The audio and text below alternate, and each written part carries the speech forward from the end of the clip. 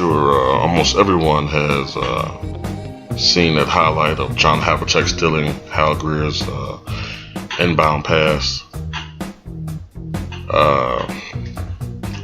But he was so much more than a highlight, a real moment. You know, he was a complete player, a complete all-around player. Ray Auerbach referred to him as the guts of the 1960s championship teams. But Hondo, as he was affectionately called, was a tenacious defender, often hand-checking and slapping at the ball with furious aggression. He had a birth abnormality where his lungs were larger than normal, and this undoubtedly contributed to his increased stamina.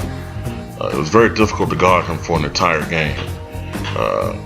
He just never seemed to get tired there on the court. He was sort of like Reggie Miller and Rip Hamilton in their primes as far as constant motion, but even better because he was like this constant motion not only on offense but on defense. He was absolutely relentless. He was especially devastating in fast break situations. After Bill Russell's retirement in 1969, Havlicek became the unquestioned leader of the Boston Celtics.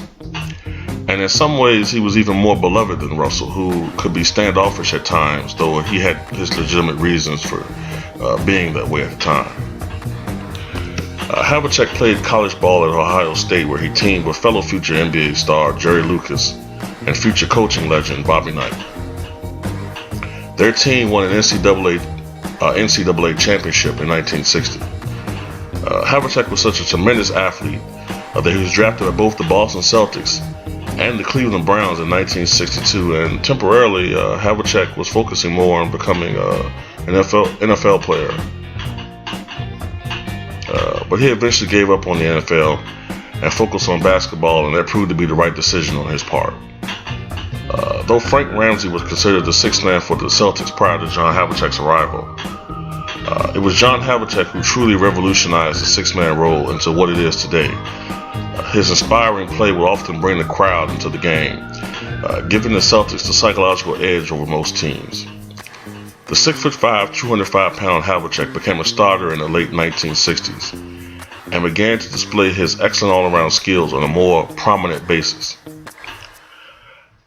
After the Russell-led dynasty of the late 50s and 1960s, it was he and Dave Cowens who were the foundations for the Celtic teams that would collect two more titles in the 1970s, I believe in 1974 and 1976. Havlicek could play both forward as well as the guard positions, and he excelled in late-game critical situations for his teams. One knock on Havlicek would be his low field goal percentage for his career, which was only 43.9%, though he got better in his shot selection as his career progressed, as well as his field goal percentage. Earlier part of his career, it wasn't uncommon for Havlicek to shoot around 40%. Matter of fact, I believe he had 1 year when he shot a little bit under 40%, 39.9%, I believe it was. Whereas later in his career, he shot a respectable 44, 45, 46% for his career, for the seasons. He is the Boston Celtics all-time leader in total points, 26,395 points. He's the franchise all-time leader in games played with 1,270. He has held the franchise record for most points in a playoff game for 40 years now, 54 points. And he was the first player in NBA history to score at least 1,000 points for 16 straight seasons. For his career, Havlicek posted career averages of 20.8 points, 6.3 rebounds, and 4.8 assists. Havlicek was an 8-time NBA champion.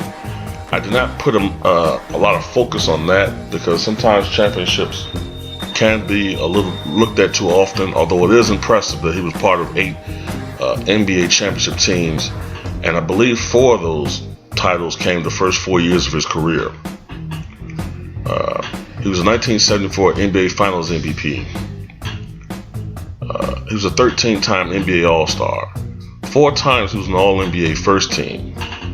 7 times he was on the All-NBA second team. 5 times on the NBA All-Defensive first team. And let's keep in mind that this team, the All-Defensive team, I don't believe started until the 1968-69 season. So it could have been a couple of years he missed out on that team. It had been in existence. I mean, he would have been on that team had it been in existence earlier. 3 times he was on the NBA All-Defensive second team. He was on the 1962-63 NBA All-Rookie first team.